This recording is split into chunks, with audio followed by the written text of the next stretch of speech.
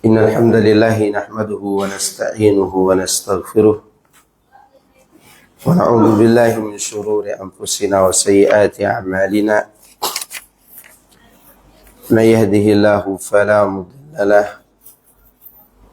ومن يضلل فلا هادي له وأشهد أن لا إله إلا الله وحده لا شريك له وأشهد أن محمدا عبده ورسوله صلى الله عليه وعلى آله وصحبه أجمعين وسلم تسليما كثيرا أما بعد.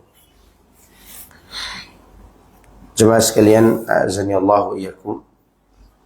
Alhamdulillah di pagi hari ini kita bisa berkumpul dalam dua pertemuan. Pertama, berkumpul dalam sholat berjamaah. Yang kedua, berkumpul dalam majelis ilmu. Dan kedua pertemuan ini masuk dalam firman Allah Subhanahu wa taala dalam hadis qudsi, itu hadis yang panjang di mana Allah bertanya kepada malaikat tentang apa yang dilakukan oleh hamba-hambanya. Malaikat menjawab, mereka sedang mengingat engkau, berzikir, bertasbih, memuji engkau dan memuliakanmu. Sampai Allah bertanya tentang surga dan neraka yang mereka harapkan dan yang mereka takuti. Kemudian Allah berkata kepada seluruh malaikat yang ada di hadapannya, inni ushidukum anni qad ghafartu lahum. Sungguh aku menjadikan kalian sebagai saksi bahwasanya aku telah mengampuni mereka semuanya. Dan semoga kita yang hadir ini diampuni oleh Allah Subhanahu wa taala. Tapi pembahasan kita masih seputar ma'rifatu dinil Islam, mengenal agama Islam dengan dalil-dalilnya. Tentunya pembahasan ini meliputi 3 tingkatan Islam itu sendiri, yaitu Islam, iman, dan ihsan. Ma'rifatu dinil Islam bil adillah wa huwa al-istislamu lillahi bit tauhid wal inqiyadu lahu bit ta'ah wal bara'atu min asy-syirk wa ahli. Wa huwa 3 maratib. Kata penulis rahimahullahu taala, mengenal agama Islam dengan dalil-dalilnya. Islam adalah berserah diri sepenuhnya kepada Allah dengan mentauhidkannya dan tunduk mentaatinya, serta berlepas diri dari kesyirikan dan ahlinya. Dan Islam itu memiliki 3 martabat. Yang pertama al-Islam, kedua al-Iman, ketiga adalah al-Ihsan. Likulli martabatin laha arkan. Setiap tingkatan itu memiliki rukun. Dan yang kita kenal rukun Islam itu ada 5. Rukun Islam ada 5. Yang dimaksud dengan rukun Islam ada 5 di sini adalah rukun atau pokok amalan dalam Islam yang bersifat zahir. Sifat zahir, nampak. Syahadatain, salat, puasa, zakat, puasa, haji. Ini semuanya nampak. Kemudian martabat yang kedua yaitu iman. Memiliki 6 rukun. Yang dimaksud dengan 6 rukun di sini berkaitan dengan amalan hati. Usul atau pondasi amalan hati. Itu beriman kepada Allah, beriman kepada para malaikat, kepada kitab-kitab, para rasul, beriman kepada hari kiamat, dan beriman kepada takdir yang baik dan yang buruk. Seorang muslim kalau sudah mencapai tingkatan ini dan dia berhasil mencapai tingkatan ini, maka dia berada dalam posisi yang aman dari api neraka. Adapun yang pertama hanya mengaku muslim tapi belum ada keimanan di dalam hati, itu sudah aman dari diperangi oleh kaum muslimin, terjaga harta dan seterusnya serta nyawa mereka. Makanya zaman Rasulullah SAW orang munafik yang mengaku diri muslim terlindungi darah, harta, dan juga kehormatan mereka, kecuali yang diperintahkan oleh Allah untuk diperangi. Itu pun Nabi SAW memeranginya secara pemikiran, bukan dengan fisik, karena ada pengakuan mereka sebagai muslim. Nah, ketika seorang sudah mencapai tingkatan kedua, ini adalah posisi yang aman, tapi keimanannya masih dalam bentuk ilmu yakin, yang Allah perintahkan, kalla law ta'lamuna ilman yakin. Dia meyakini setiap yang dia ilmu, meskipun tidak terasa, seakan-akan melihat langsung apa yang dia imani itu. Nah, untuk mencapai pada keimanan yang seakan-akan ainul yakin, seorang harus menaiki satu tingkatan lagi keislamannya, yaitu ihsan. Yang mana Rasulullah SAW sebutkan satu saja rukunnya, anta abudallaha ka'annaka tarahu, fa in lam takun tarahu fa innahu yaraka. Yaitu engkau beribadah kepada Allah seakan-akan engkau melihatnya, dan jika engkau tidak sanggup, maka rasakanlah bahwa Allah melihat. Kata Ibnu Qayyim, seorang yang sudah sampai ke tingkatan ini, keimanannya itu seakan-akan dia melihat langsung, seakan-akan. Ini disebut dengan keimanan dengan ainul yakin. Dan manusia dalam tingkatan ini berbeda-beda. Kadang sebagian yang dia imani hanya sebatas ilmu yakin, tapi sebagian yang lain dia imani seperti ainul yakin. Ada yang sempurna, ada yang tidak sempurna. Dan itulah keimanan. Ya. Itulah arti daripada sebuah keimanan. Tapi kita sudah membahas yang berkaitan dengan tauhid, rukun la ilaha, rukun Islam yang 5. Kemudian kita juga membahas tentang keimanan kepada rukun iman yang 6, termasuk juga beriman kepada kitab-kitab para rasul, ya, dan keistimewaan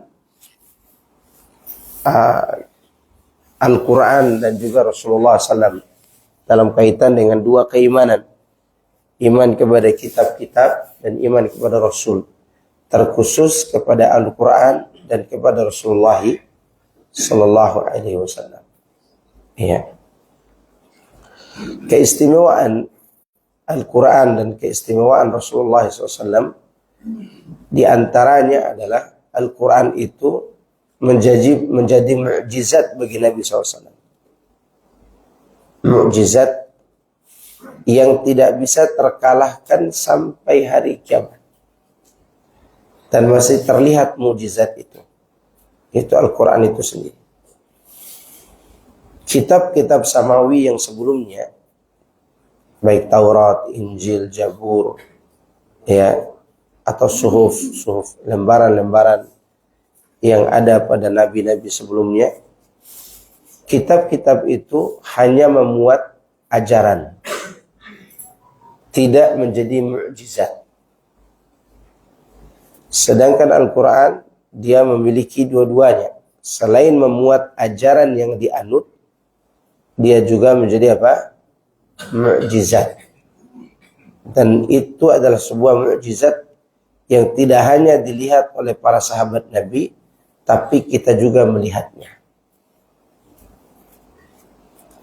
Keistimewaan Al-Quran itu diantaranya lagi, selain daripada dia sebagai mukjizat, ketika ayatnya diturunkan di langit itu dihilangkan tempat perkumpulan jin.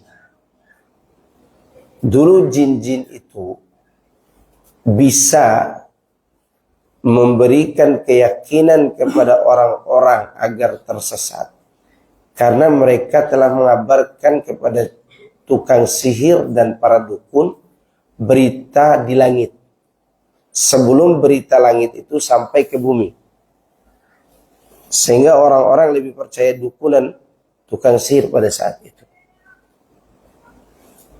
Maka ketika diturunkan Quran pertama kali, tempat biasa dijadikan perkumpulan jin-jin di langit itu dihapus, dihilangkan.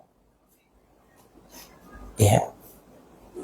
Maka jin-jin yang tadinya mencuri berita langit untuk disampaikan kepada dukun dan tukang sihir itu, mereka penasaran, turun ke bumi, mencari tahu apa sebenarnya yang terjadi di bumi sehingga langit penuh dengan penjagaan dan bola api. Ternyata mereka berjalan dari timur bumi sampai barat, baru mereka temukan ada seorang laki-laki yang dikerumuni oleh 3 kelompok makhluk, manusia dan jin. Pertama, dikerumuni oleh para sahabat yang ingin memperkuat keimanan dengan belajar. Yang kedua, dikerumuni oleh musuh yang ingin menghabisi beliau. Yang ketiga, dikerumuni oleh jin-jin yang diutus oleh Allah untuk mendengarkan bacaannya. Maka di saat itulah jin-jin yang suka menerima berita langit tadi, sebagiannya beriman dan sebagiannya tetap kafir. Itu keistimewaan apa? Al-Quran. Dan seluruh makhluk, baik dari kalangan jin ataupun manusia, mereka wajib beriman kepada Al-Quran dan mengikuti Rasulullah sallallahu alaihi wasallam. Makanya di kalangan jin itu sendiri berkelompok-kelompok seperti kita. Ada yang mengikuti Rasulullah SAW dan ada yang berbuat bid'ah, ada juga yang kufur. Emang ada di kalangan jin ahlul bid'ah? Ada? Ya. Kita juga khawatir di kalangan jin ada habaib juga. Padahal tidak ada nabi di kalangan jin. Ya. Karena pernah ditanya kepada seorang ulama, Al-Imam Sya'bi rahimahullah ta'ala, tentang kejadian di rumahnya, di mana dia didatangi oleh sosok makhluk yang soleh. Kemudian Imam Sya'bi bertanya kepadanya, kamu mau makan apa? Dia menjawab, saya suka nasi. Orang itu. Kemudian disuguhkan nasi itu masuk ke mulutnya tanpa dia pegang. Maka Imam Sya'bi pun curiga kalau ini adalah jin yang saleh. Maka ditanya oleh Imam Sya'bi, di kalangan jin itu apakah ada Syiah Rafidhahnya? Dijawab oleh jin itu, iya. Dan itu adalah kelompok yang paling buruk di kalangan kelompok-kelompok jin. Ya, ini menunjukkan bahwa di kalangan mereka pun ada pengikut sunnah Rasul, ada juga yang berbuat apa? Bid'ah. Ya, jangan-jangan ada juga jin yang dijuluki Wahabi di sana. Ya, oleh jin-jin lainnya. Orang di kalangan manusia tukang kebersihan aja dibilang Wahabi. Apalagi orang-orang yang mengamalkan ajaran agama. Nah, ini di antara keistimewaan ajaran Rasulullah sallallahu alaihi wasallam. Al-Quran juga Nabi sallallahu alaihi wasallam adalah merupakan pembawa agama yang istimewa dibandingkan dengan para nabi sebelumnya, di mana beliau menyempurnakan nabi-nabi, menyempurnakan ajaran para nabi dan rasul sebelumnya. Kemudian kita juga sudah membahas tentang beriman kepada hari kiamat. Dan beriman kepada hari kiamat itu artinya disebutkan oleh Syekh Sa'di rahimahullah, yaitu al-ilmu bima ba'dal maut. Beriman kepada hari kiamat itu artinya mempelajari dan mengilmui apa saja yang terjadi setelah kematian. Dan kiamat itu ada berapa? Ada dua. Yang pertama, yang kedua, siapa yang membagi itu? Siapa yang membagi kiamat ada dua macam. Yang membaginya adalah Al-Imam Ibnu Taimiyah dan muridnya Ibnu Qayyim. Dan itu disebutkan dalam kitab Fawaidul Fawaid. Ya. Namun mereka membagi ada kiamat kubra dan kiamat sughra itu berdasarkan firman Allah dalam surat Qaf, di mana Allah mengatakan waja'at sakratul mauti bil haqq. Ini berbicara tentang kiamat kecil, yaitu sakratul maut itu. Dzalika ma kunta minhu tahid. Kemudian setelah itu Allah katakan wa nufikha fis sur. Ini kiamat kubra. Dzalika yaumul wa'id. Dan beriman kepada hari kiamat itu meliputi 3 perkara menurut Syekh Muhammad bin Shalih Al-Utsaimin. Pertama, mengimani kebangkitan. Dan ini yang diingkari oleh orang-orang kafir. Orang kafir itu merasa aneh. Kok bisa kita dibangkitkan padahal sudah di tanah gitu. Maka poin pertama kata Al-Utsaimin, beriman kepada hari akhirat itu adalah beriman kepada al-ba'ats. Yang kedua, beriman kepada hisab dan al-jaza, pembalasan. Kemudian yang ketiga, beriman kepada tempat, itu surga atau neraka. Adakah tempat ketiga selain daripada surga dan neraka?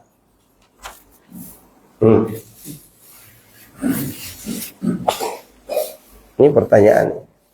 Dan saya pernah ditanya oleh jamaah masalahnya. Jamaah yang rajin baca Quran. Bukan hanya rajin, udah berkali-kali dia khatam terjemahan Quran. Ada nggak tempat ketiga dalam yang Allah sebutkan? Kan yang kita tahu ada surga, ada neraka. Ada lagi selain itu? Apa namanya? Ada yang ketiga. Cuman bukan tempat untuk selamanya. Apa nama tempat? Al-A'raf. Sahih. Al-A'raf itu jamak dari urfun. Urfun itu berada di tengah. Dan dia nongol kelihatan. Maka disebut dengan suratul A'raf. Ada cerita tentang ada penduduk di atasnya. Wa 'alal a'rafi rijalun. Di atas A'raf itu ada sekelompok laki-laki. Sekelompok orang. Ya'rifuna kullam bisimahum. Mereka mengenal setiap orang yang di surga dan neraka dengan simah mereka, tanda mereka. Nah, orang-orang ini siapa di atas A'raf ini? Khilaf para ulama tentangnya. Disebutkan dalam tafsir Ibnu Katsir, mereka adalah malaikat. Disebutkan juga mereka adalah mujahidin yang mati syahid di jalan Allah. Tapi mereka belum minta izin sama orang tuanya ketika berangkat jihad. Pendapat yang ketiga, mereka adalah orang-orang yang kebaikan dan keburukannya sama. Maka ditempatkan di atas A'raf. Yang paling memungkinkan adalah 2 pendapat terakhir. Yang kebaikan dan keburukannya sama. Makanya ada ayat yang Allah sebutkan dalam surat Saba. Wa qalu alhamdulillahilladzi adhaba 'anna al-hazan. Segala puji bagi Allah yang menghilangkan kesedihan dari kami. Sebagian ahli tafsir mengatakan ini adalah ucapan penduduk A'raf ketika mereka sedih di atas A'raf itu. Antara sedih dan ingin masuk surga. Kalau wajah mereka diarahkan ke surga, mereka minta surga. Kalau wajah mereka diarahkan ke neraka, mereka minta perlindungan kepada Allah dari api neraka. Dan mereka atas izin Allah dengan masa yang Allah tahu berapa lama mereka di atas A'raf itu, mereka pun akhirnya dipindahkan ke surga. Pertanyaannya, kenapa dipindahkan ke surga? Bukankah balasannya udah pas? Jawabannya adalah ada satu alasan yang agung, di mana Allah mengakui inna rahmati ghalabat ghadabi. Sungguhnya rahmatku mengalahkan amarahku. Maka mereka dipindahkan kemana?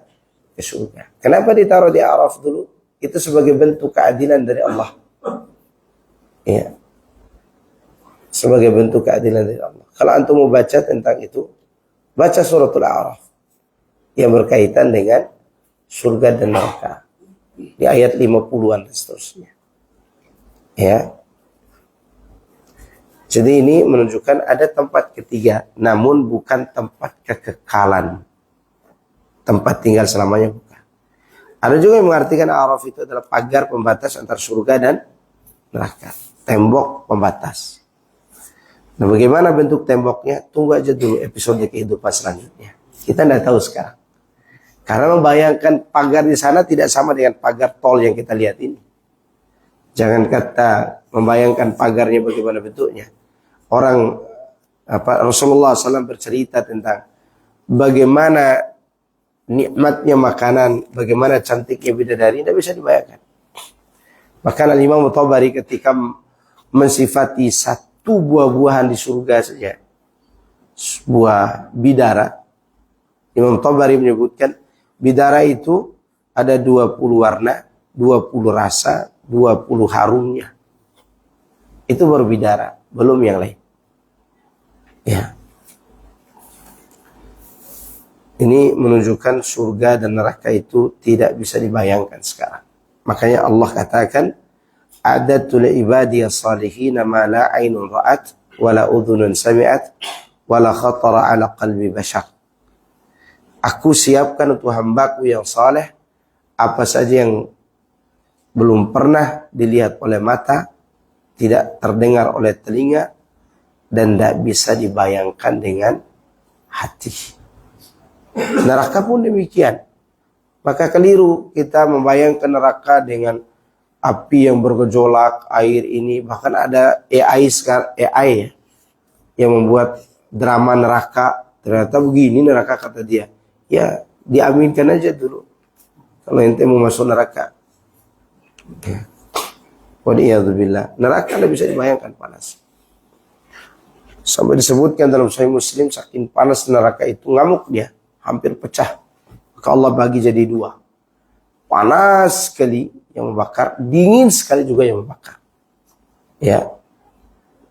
Karena ada yang dingin yang membakar. Apa contoh yang dingin yang membakar di dunia ini? Apa di dunia ini yang contohnya dingin tapi membakar? Antum letakkan api terbakar. Gas LPG, cuma antum dingin nggak? Dingin. Dan untuk membentuk gas LPG itu pembakarannya dengan cara didinginkan sekali supaya dapat apa? Gas LPG. Nah di sana lebih lagi daripada itu. Terbakar nggak itu? Ada orang dibekukan di es batu yang dingin sekali. Dari mana bentuk kebakarannya? Dari dalam. Maka ada ayat tattali'u 'alal af'idah. Itu karena neraka itu tidak bisa dibayangkan bagaimana mengerikannya. Sangat mengerikan neraka itu sampai-sampai ketika Rasulullah SAW menafsirkan ayat waji'a yawma idzin bi jahannam yawma idzi yatadzakkarul insanu wa anna lahu dzikra. Pada saat itu neraka jahanam didatangkan. Kata Nabi SAW, digiring di hadapan penduduk mahsyar. Ini baru di mahsyar manusia ini.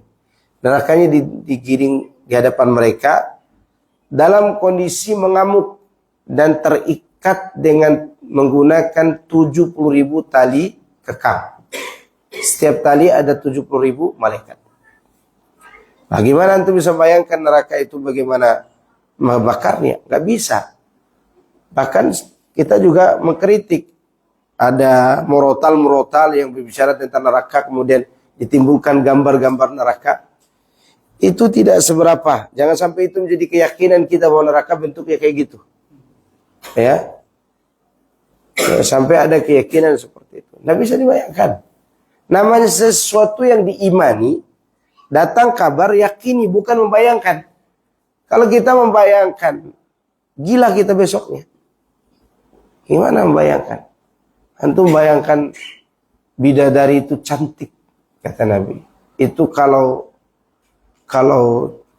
betisnya tertutup oleh 70 gaun, ditutup betisnya itu, masih terlihat keindahan sumsumnya. Lalu kita berpikir, berarti kaca dong kakinya itu. Itu kan hayalan antum. Terus muadzin dikasih tahu kabar gembira. Para muadzin nanti di hari kiamat dipanjangkan lehernya. Berhenti dia jadi muadzin. Kenapa? Ya lihat aja jerapah ganteng memang. Karena bayangan dia leher jerapah. Ya, dia tidak mengerti bagaimana bentuknya nanti di hari kiamat. Maka surga dan neraka itu tidak bisa sekali lagi dibayangkan oleh kita lalu digambarkan. Tidak bisa. Saking mengerikannya, tidak sanggup otak kita ini untuk menggambarkannya. Ya. Termasuk di antara yang kita imani tentang hari kiamat adalah tadi disebutkan hisab. Hisab. Pada saat hisab itu semua orang tertunduk malu. Baik yang berbuat dosa maupun seandainya ada di antara kita ini. Dari lahir udah bisa mengucapkan takbiratul ihram. Allahu Akbar. Andaikan ada kita dari lahir udah bisa takbiratul ihram, udah sholat walaupun berbaring-baring, udah bisa baca Quran, sampai diwafatkan oleh Allah pada umur 80 misalnya.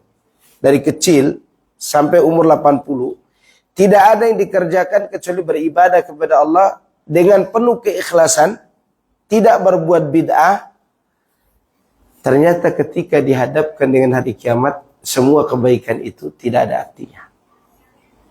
Di hadapan apa? Di hadapan balasan Allah. Sebagaimana disebutkan dalam riwayat Al-Imam Ahmad, kemudian Al-Imam At-Tabrani dalam Al-Mu'jam, demikian juga yang lainnya. Di mana Rasulullah SAW menyampaikan, seorang muslim, seorang hamba, ditampakkan di hadapannya semua amalannya seandainya dia orang yang taat dari lahir sampai mati, maka begitu dia melihat balasan Allah untuk ketaatannya, dia meremehkan amalannya. Tidak ada apa-apa. Ya. Itu menunjukkan bahwa balasan Allah itu untuk orang berbuat baik bukan dengan keadilan, tapi dengan al-fadlu. Ada dua cara Allah membalas. Kalau dosa, dia balas dengan al-adlu, dengan keadilan. Kalau berbuat baik, Allah balas dengan al-fadlu atau karunia. Karena balasan untuk dosa setimpal dengan dosa yang dilakukan. Sedangkan kebaikan dilipat gandakan sesuai dengan yang Allah kehendaki. Itu ketika hisab. Mudah-mudahan Allah SWT melipat gandakan balasan kita. Dan saya cerita seperti ini kepada seorang bandar judi ayam yang dia tidak sholat tadinya. Kata dia, ngapain sholat Pak Ustadz? Saya masih hobi judi ayam. Siapa tahu sholat antum lebih banyak pahalanya daripada judi ayam. Benar Pak Ustadz, benar. Dia tidak pernah berdiri di shaf kedua kalau pergi sholat. Selalu di shaf pertama. Tapi dia pemilik bandar judi ayamnya. Itu masalahnya. Setiap ke masjid, anak harus lewatin dia dan bawa dia ke masjid. Udah zuhur. Ya Pak Ustadz siap ke masjid. Ayam dia lagi diadu. Ke masjid. Setiap waktu, bahkan subuh-subuh itu dia selalu berada di shaf pertama. Dan tidak pernah ketinggalan sholat sunnah subuh 2 rakaat. Tapi siangnya tidak pernah ketinggalan anak buka dia di situ. Namanya pemilik bandar. Sampai saya bilang, saya besok bawa polisi. Janganlah Pak Ustadz. Saya bawa polisi besok. Jangan Pak Ustadz. Benar anak bawa polisi. Tapi polisi saya bilang, ente ancam-ancam aja. Soalnya ada aki-aki juga itu. Nanti kalau ditangkap, kasihan nenek-nenek di rumah tidak ada makan ya. Ya. Udah bubar 2 minggu, 3 minggu. Iya, adu ayam lagi. Karena polisi juga ikut misalnya. Ya. Tapi itu adalah gambaran bahwa ada keyakinan di hatinya tentang yaumul jaza. Minimal dia punya apa? Keyakinan yaumul jaza. Ketika disampaikan kepada orang seperti itu, kabar seperti tadi, mudah-mudahan dia sholat itu menghapus keburukannya sedikit demi sedikit. Dan sudah banyak orang seperti itu. Ya. Karena memang di hari kiamat nanti Allah membalas dosa itu dengan keadilan, sedangkan ketaatan dengan apa? Al-fadlu, karunia. Ya. Maka teruslah berbuat baik. Siapa tahu ada 1-2 kebaikan kita yang diterima oleh Allah dan Allah lipat gandakan pahalanya. Ya. Kita tidak tahu itu. Ada seorang wali Allah di zaman tabi'in. Dia dikunyahkan Abu Muhammad. Dia seorang yang sangat taat beribadah, tapi miskin. Miskin, betul-betul miskin. Saking miskinnya itu kalau matahari lewat di atas rumahnya, ya cahaya matahari masuk. Kalau turun hujan, ya basah di dalamnya, berlantaikan tanah. Suatu hari dia sangat-sangat lapar. Akhirnya dia datang ke temannya, meminta bantuan karena istri dan anak dia juga lapar. Temannya bilang, saya tidak punya uang, tapi saya ada sisa roti di dalam rumah. Ya udah dikasihlah sisa roti itu, dibawa oleh orang ini Abu Muhammad kepada anak istri. Dalam perjalanan pulang, ada ibu janda 1 anak yang sedang merengek-rengek minta roti di tangan Abu Muhammad. Ayo roti itu dibagi 2 sama dia, dikasih ke anak yatim dan ibu janda tadi. Menangislah ibu dan anak yatim itu karena bahagia baru makan. Dia bingung, sepotong roti ini tidak cukup untuk dia dan anak-anaknya serta istri. Lalu dia duduk termenung di balik tembok rumah tetangganya, apa yang harus dilakukan? Tiba-tiba temannya yang kasih roti tadi datang, berlari. Dia bertemulah dengannya. Tadi ada orang yang mencari engkau, namanya Fulan bin Fulan. Dia ingin bayar hutang kepada ayahmu yang telah meninggal dunia. Dan engkau satu-satunya ahli warisnya. Ternyata ayahnya punya kekayaan yang dihutang oleh orang sebanyak 3.000 dinar. 1 dinar itu sama dengan 4,25 gram emas. 3.000 dinar kaya mendadak dia. Lalu dia pun memberikan bantuan kepada anak yatim dan ibu janda tadi setiap hari. Setiap hari. Lalu dalam mimpinya dia ditegur oleh Allah.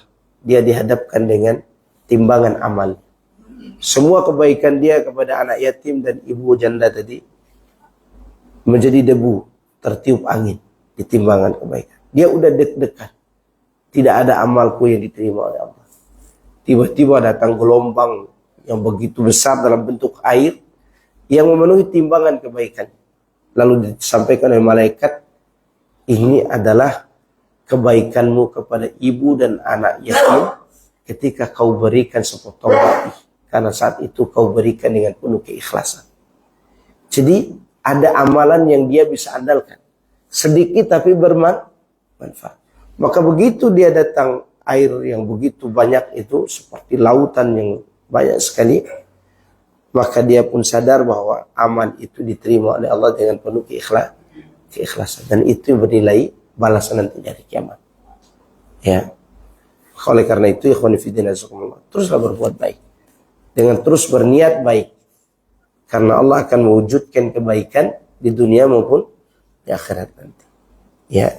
Ini mengenai yaumul hisab wal jaza. Perlu diperhatikan oleh kita, umat Islam itu saat dihisab ada 3 kelompok. Secara umum. Secara umum ada 3 tingkatan atau 3 kelompok. Dan ini disebutkan oleh Syekh Abdurrahman bin Nasir As-Sa'di dalam kitabnya Al-Iman wa Usul. Di mana tingkatan pertama adalah orang-orang yang menzalimi diri sendiri. Orang Islam tidak murtad dihisab. Inilah orang-orang yang dihisab dengan tidak bergeser kaki seorang manusia sampai ditanya tentang 4 hal. Umurmu kau habiskan untuk apa? Tubuhmu kau gunakan untuk apa? Ilmumu kau amalkan atau tidak? Hartamu dari mana kau dapatkan dan kemana kau belanjakan? Kata Nabi SAW, siapa yang ditanya dengan 4 pertanyaan ini, maka bersiap-siaplah untuk binasa. Nah, orang-orang ini pun bertingkat-tingkat, nantinya ada yang dapat syafaat, ada yang dibela dengan amalnya, seperti Quran dan puasa menghampirinya. Ya, ini dihisab dengan hisab yang berat. Kemudian tingkatan kedua namanya muqtasid. Ini yang dihisab dengan fayuhasabu hisaban yasira. Muqtasid itu amalnya sederhana. Disebutkan oleh Syekh Abdurrahman bin Nasir Sa'di, yaitu mereka yang yaf'aluna al-khaira minal wajibat wa yatrukuna ba'd al-mustahabbat wa yatrukuna al-muharramat wa yaf'aluna ba'd al-makruhat. Kelompok ini mereka rajin melaksanakan kewajiban, tapi tidak sedikit yang sunnah mereka abaikan. Dan mereka meninggalkan perkara yang haram, dan tidak sedikit juga perkara yang makruh mereka lakukan. Ini kelompok yang disebut dengan muqtasid atau ashabul yamin, yang akan dihisab dengan hisab yang mudah. Bagaimana bentuk hisabnya? Hanya disuruh mengakui dosa yang tercatat di catatan amalnya. Dan cara Allah menghisabnya pun dirahasiakan. Dirahasiakan, disembunyikan dari penglihatan dan pendengaran makhluk pada hari kiamat nanti. Allah datangkan lembaran dosanya yang begitu banyak. Allah bertanya, afa'alta dzamba kadza wa kadza. Apakah kau berbuat dosa ini dan itu? Yang menjawab, ayya rabbi na'am. Ini jawaban orang yang dihisab dengan hisab yang mudah. Maka ditanya lagi dengan pertanyaan yang sama pada lembaran berikutnya. Ternyata dosanya masih ada. Dia pun mengaku bahwa itu dosaku. Dan kemudian dia mengira dirinya akan dilempar dalam api neraka Jahannam. Lalu tiba-tiba Allah berfirman kepadanya, ayya abdi qad satartu alaika fid dunya wa ghafartuha lakal yawm. Dulu di dunia dosamu aku sembunyikan, sekarang aku ampuni. Ternyata dialah yang disebutkan oleh Allah dalam suratul Haqqah, fa amma man utiya kitabahu bi yaminihi fayaqulu ha umqra'u kitabiyah inni dhanantu anni mulaqin hisabiyah. Nabi SAW ketika menyampaikan hadis tadi, dalam riwayat yang lain, dia kaitkan dengan ayat ini. Adapun orang yang menerima kitab dengan tangan kanannya, yaitu kitabnya terbang menuju tangan kanannya, maka dia berkata, silakan kalian baca kitabku, karena sungguhnya aku yakin dengan hisabku. Maka dijulukilah orang-orang ini dengan ashabul yamin. Ya, dengan apa? Ashabul yamin. Ya, kemudian tingkatan berikutnya yaitu orang yang tidak dihisab dan tidak diazab. Siapa mereka ini? Disebutkan oleh Syekh Abdurrahman bin Nasir Sa'di, alladzina yaf'aluna al-wajibati wal mustahabbat wa yatrukuna al-muharramati wal makruhat wa yatrukuna ba'd al-mubahat. Ya, berat untuk sampai ke tingkatan ini. Tapi ada aja orang yang bisa melakukan.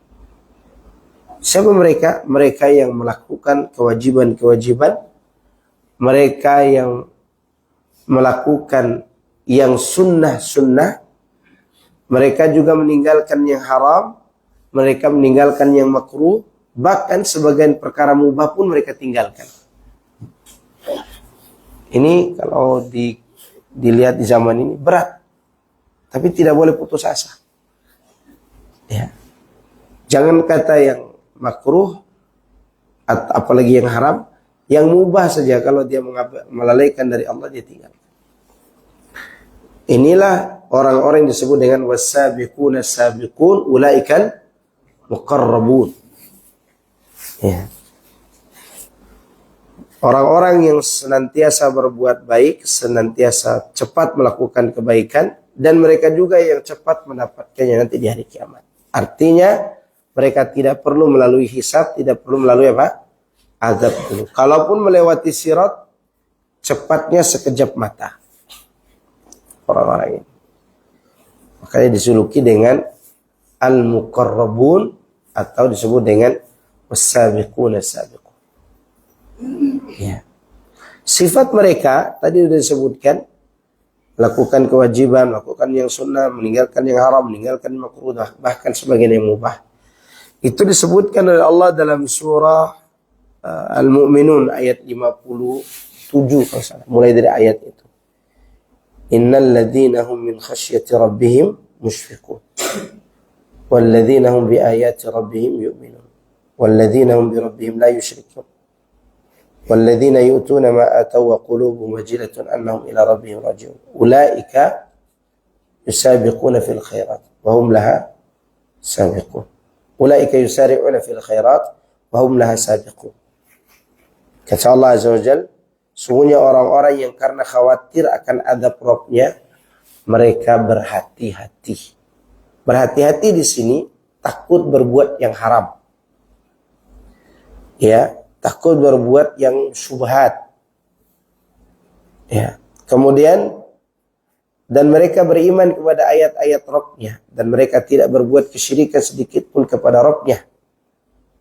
Dan mereka mempersembahkan sesuatu yang sudah mereka persembahkan dari kebaikan, namun hati mereka bergetar takut amalnya ditolak. Ya, maka disebutlah ulaika yusari'una fil khairat wa hum laha sabiqun.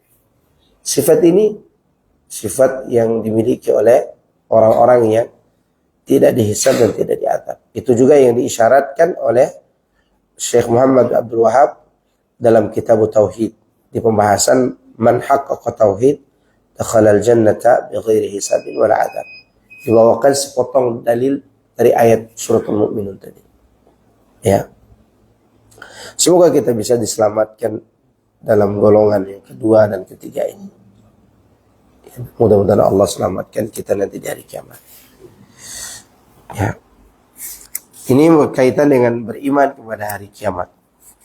Dan sengaja saya ulangi pembahasan ini agar kita jangan terbuai dengan dunia yang kita miliki sekarang. Karena yang merusak agama kita saat ini adalah urusan dunia. Ketika kita lalai terhadap akhirat, rusaklah agama kita ini. Maka oleh karena itu, Allah menyebutkan orang yang sesat itu bukan karena tidak memahami agama, tapi karena terlalu banyak kemewahan hidup dunianya yang kemudian dia lupa terhadap agama. Kaum Ad, kaum Tsamud, kenapa dia durhaka? Fisiknya besar, kaya raya, banyak anak, dan bahkan ketika disampaikan ada surga, kaum Ad itu membuat lahan yang di bawahnya ada sungai, kemudian disiapkan wanita-wanita cantik sebagai bidadari di tempat itu, dan dia ingin melawan keindahan surga. Terlalu cerdas dalam urusan dunia ini berbahaya juga ketika orang itu tidak bisa ngerem. Makanya kenapa si Rocky Gerung begitu-begitu aja tidak masuk Islam? Karena dia mentuhankan kecerdasan. Kenapa orang-orang kaya yang diceramahi istrinya masih telanjang? Karena terlalu banyak harta yang menipu dia. Bukan berarti tidak boleh punya harta, silakan. Kalau bisa seperti Nabi Sulaiman, silakan. Nabi Sulaiman dia tidak tertipu oleh hartanya. Tapi bahayanya kalau jadi seperti Qarun. Tadinya beriman kepada Musa, akhirnya durhaka kepada Nabi Musa. Nah, makanya perlu diingatkan selalu tentang akhirat. Karena akhirat ini pasti akan kita lalui dan kita alami nanti di hari kiamat. Bahkan di dunia pun kita sudah menghadapi hal itu, tetapi baru gambaran kebangkitan, gambaran kehidupan, ada balasan, ada ancaman. dunia pun terjadi, ya enggak? Mungkin ada di antara antum yang pernah memberi orang sesuatu tiba-tiba dibalas oleh Allah dengan sesuatu yang lain. Nanti dari kiamat lebih banyak lagi balasan. Ya. Dan Allah menyebutkan di antara perusak iman kita itu adalah berilmu cerdas terhadap dunia yang buat kita lupa dengan akhirat. Disebutkan dalam surat Rum ayat ke-7 tentang kenapa orang Yahudi itu kafir padahal mereka berilmu. Kata Allah, ya'lamuna zahiran minal hayati dunya wa hum 'anil akhirati hum ghafilun. Mereka lalai dari mereka mengetahui lahiriahnya dunia ini. Disebutkan dalam tafsir Sa'di maupun tafsir Ibnu Katsir, mereka itu mengerti mencari uang itu bagaimana, mengumpulkan harta bagaimana, sangat cerdas mereka. Ya kan? Sampai ada seminar-seminar kan untuk itu. Tetapi kata Allah, wa hum 'anil akhirati hum ghafilun. Sedangkan mereka itu tentang akhirat mereka lalai. Dan ini yang kita khawatirkan pada diri kita juga yang sudah mengaji.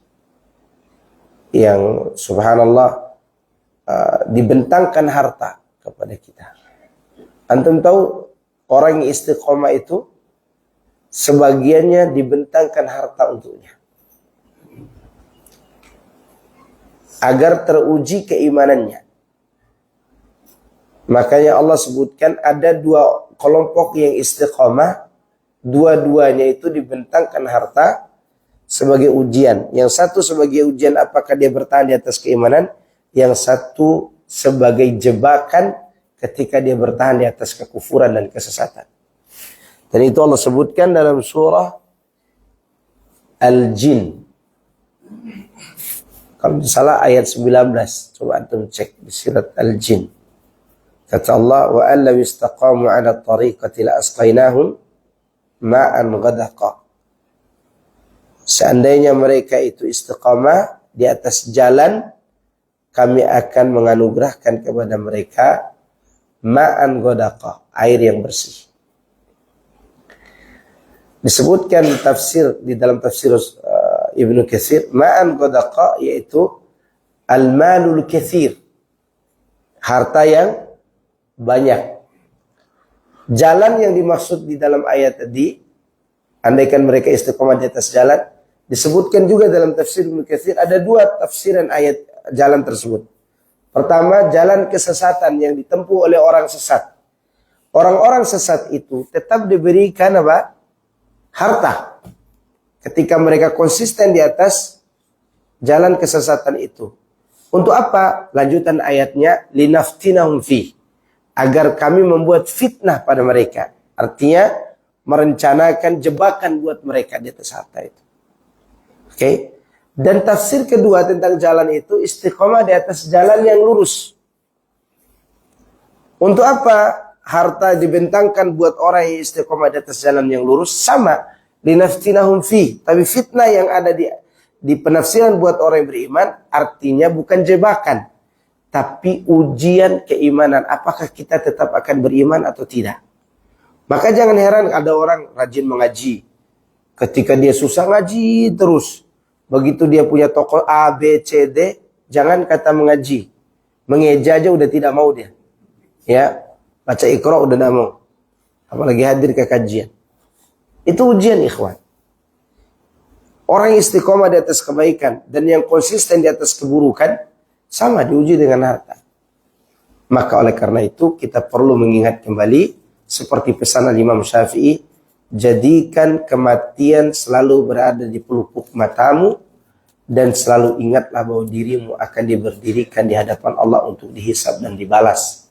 Itu salah satu nasihat Imam Syafi'i kepada muridnya Al-Imamul Muzani rahimahullah. Oleh karena itu kita selalu ingat tentang akhirat. Tapi kemudian kita juga membahas tentang ihsan, dan ihsan itu juga sudah dibahas sebelumnya. Saya sengaja membahas akhirat supaya kita selalu ingat tentang akhirat itu. Baik. Nanti insya Allah kita akan bahas ma'rifatun Nabi sallallahu alaihi wasallam. Fadal, ada pertanyaan? Silakan. Kalau kita mengenalkan orang dengan akhirat, Iya. jangan bawa akhirat atau akhirat di mana nanti. Bagaimana caranya? Tetap kita ingatkan apa-apa. Memang itu ujiannya. Nabi SAW mengingatkan tentang akhirat. Apa kata orang kafir ketika Rasulullah menyampaikan kita akan dibangkitkan? Ya. Subhanallah. Qaf wal Qur'anil Majid. Bal ajibu an ja'ahum. Apa nama lanjutannya?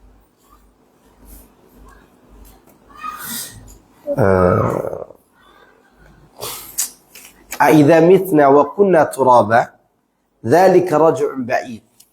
Apakah ketika kami sudah mati atau kami sudah menjadi tanah, apakah kami akan dikembalikan? Sungguh itu yang mustahil, kata mereka. Mustahil kami ini akan dikembalikan, dibangkitkan. Kenapa? Tulang sudah jadi debu. Apa Nabi berhenti menyampaikan akhirat waktu itu? Tidak. Padahal mereka mengatakan dzalika raj'un ba'id. Itu adalah pengembalian yang mustahil, kata mereka. Mereka pun berselisih tentang hari kiamat itu. Ya, anin naba'il azim alladzi hum fihi mukhtalifun. Nabi tetap menyampaikan hal-hal itu. Dan disampaikan dengan jelas dan terang. Demikian juga kita. Tidak usah bawa-bawa akhirat. Tetap kita bawa akhirat. Ya, dan itu perkataan seorang dosen kepada anak waktu anak kuliah dulu. Anak sebenarnya gini-gini udah kuliah loh. Ya. Anak sebenarnya punya titel namanya SPDI. Ya, anak tidak mau cantumkan. Kenapa? Tidak cocok buat anak motor. Gitu. Ya. Di waktu anak kuliah dulu, guru dosen sosiologi, biasa itu filsafat bercampur di kepala dia. Jangan menyalahkan orang lain dalam menganut ajaran. Maka dia contohkan di Lombok itu ada ajaran kalau tidak diterima oleh mertua boleh membawa lari anak orang dan dinikahi. Itu tidak boleh disalahkan. Kan itu dosa dosen. Pak dosen. Enggak, itu tidak bisa dikatakan dosa, tidak ada kaitan dengan akhirat, kata dia begitu. Oh gitu Pak dosen. Ya, berarti boleh menyalahkan orang lain. Enggak boleh, kata dia begitu. Enggak boleh menyalahkan orang lain. Pak dosen ada pertanyaan. Ibunya Pak dosen Muslim atau kafir? Muslim. Boleh nggak dia masuk kafir? Nggak boleh. Kenapa nggak boleh? Kan Bapak tadi tidak boleh menyalahkan orang. Pokoknya nggak boleh, kata dia begitu ya. Oke. Tibalah waktu sholat asar. Karena dia lihat anak aktif mendebat dia, malu dia jadi imam. Anak jadi imam, dia mau sholat. Anak takbirlah sholat karena mungkin semangat debat sama dosen. Yang anak ingat sholat zuhur nih, bukan sholat asar. Niat anak sholat zuhur. Allahu Akbar. Salah niat dalam hati. Udah ulang lagi takbir. Allahu Akbar. 2 kali kan takbir anak. Oke. Selesai sholat, di belakang udah ngerumun gitu. Kayaknya ajaran baru lagi nih Ustaz. Nggak usah ngomong pelan-pelan, keras aja. Kenapa dengan 2 kali takbir saya tadi? Salah Pak Ustaz.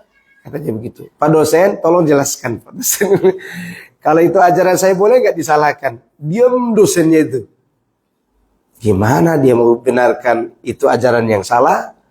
Dia mau salahkan. Dia katakan tadi tidak boleh salahkan orang lain. Dijebak oleh keadaan itu. Padahal Anda tidak sengaja juga. Ya, qadarullah terjadi. Terus saya bertanya kepada yang membela dosen di kelas tadi. Karena Anda dapat dosen banyak pembelanya juga.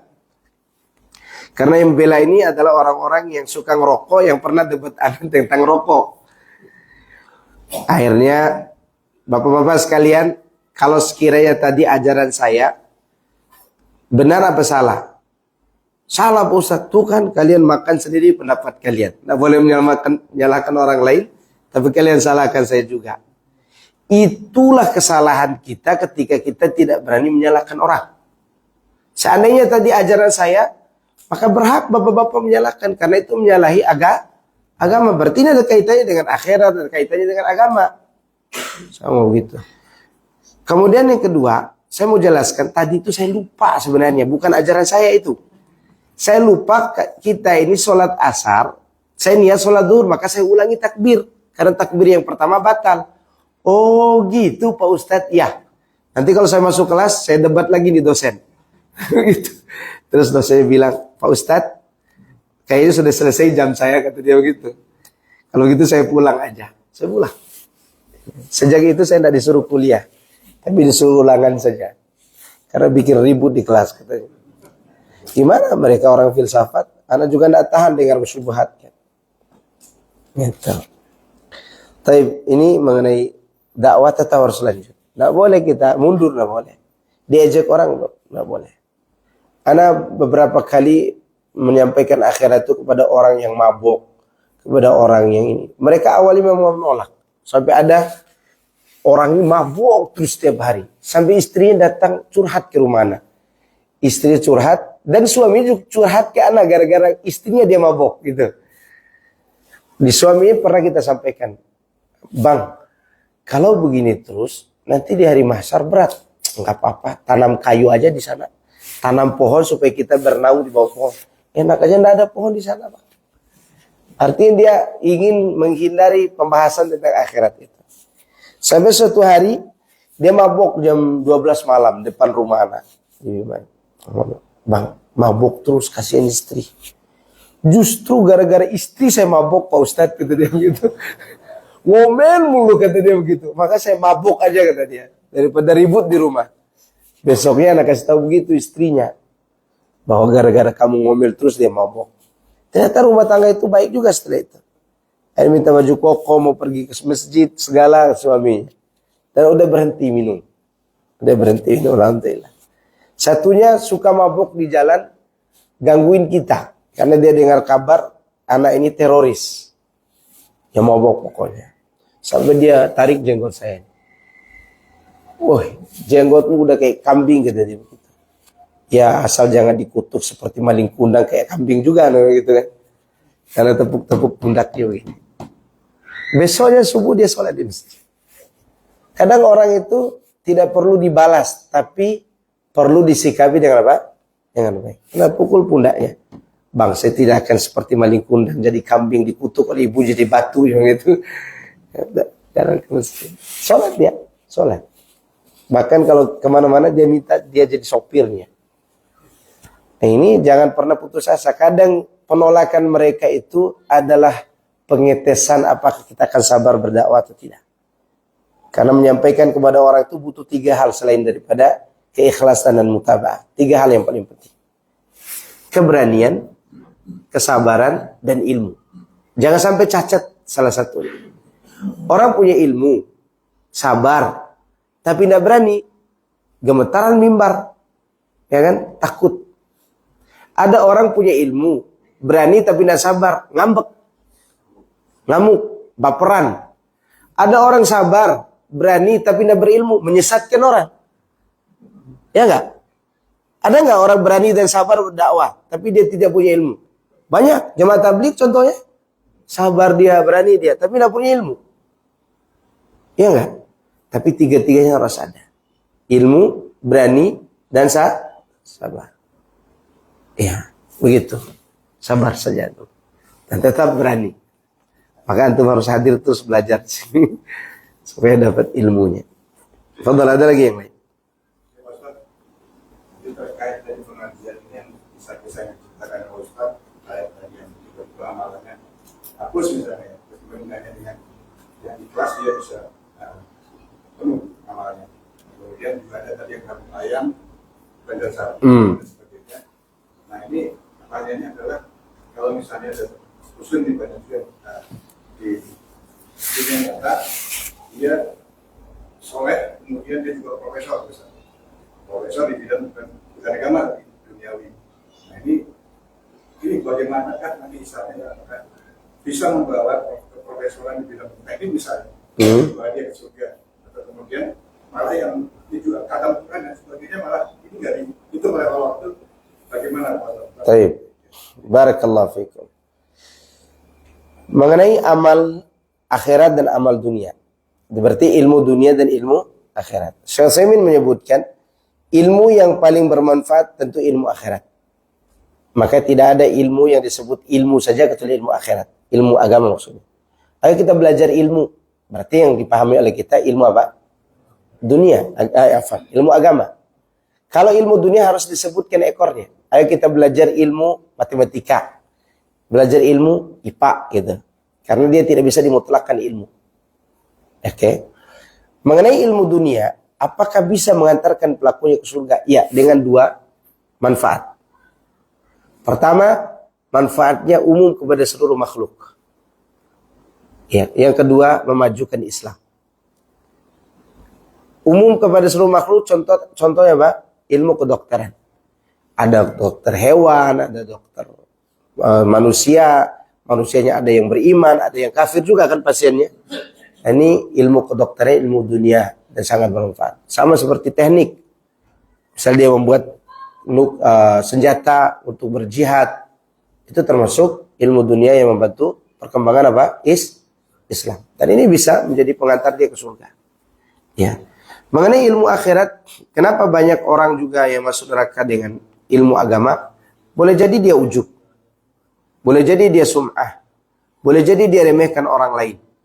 Boleh jadi dia kepengen tenar. Dan banyak hal mengenai itu. Maka tetap kita berhati-hati dengan ilmu agama ini. Bukan berarti kita semua berpaling dari ilmu agama ke ilmu dunia, bukan begitu. Tetap ilmu agama lebih utama. Dan meninggalkannya berdosa. Meninggalkannya apa? Berdosa. Kan di awal kitab ini kita sudah sebutkan, ilmu agama itu fardu ain untuk dipelajari. Kalau berkaitan dengan akidah dan amaliyah kita sehari-hari. Tinggal kita nantinya berjuang, kita mengamalkannya dengan keikhlasan atau tidak. Ya, karena ilmu dunia tidak diamalkan dengan ikhlas pun tidak berefek kepada dosa. Kenapa? Karena dia ilmu dunia. Tapi kalau diniatkan karena Allah, dapat pahala. Berbeda dengan ilmu agama. Ditinggalkan berdosa, diamalkan karena ria juga berdosa. Maka di situ kita diuji. Maka disebutkan oleh ahli ilmu, para ulama salaf dulu, qalu rubba ahli ma'asiyatin adkhalathul ma'asiyatu fil jannah. Boleh jadi orang yang berbuat maksiat itu masuk surga gara-gara maksiatnya. Kenapa? Karena dia bertobat dari maksiatnya. Orang yang berbuat maksiat biasanya tawadu. Lalu dia bertobat, menyesal, kembali kepada Allah. Boleh jadi orang yang taat, yang ujub, masuk neraka gara-gara apa? Ujubnya. Maka oleh karena itu kita diuji di sini. Meninggalkan ketaatan berdosa, taat karena ujub dan dia juga berdosa. Maka kita disuruh untuk apa? Mengikhlaskan ibadah kepada Allah Subhanahu wa ta'ala. Besar maupun kecil tetap harus ikhlas. Sebagaimana dikatakan oleh Ubay bin Ka'ab. Ya. Sesungguhnya lihat amalmu. Mau dia amalmu sederhana ataupun sungguh-sungguh, apakah dia berada di atas jalan yang benar atau di atas sunnah atau tidak. Dia jalan di atas jalan yang benar dan sunnah atau berada di atas jalan yang rusak.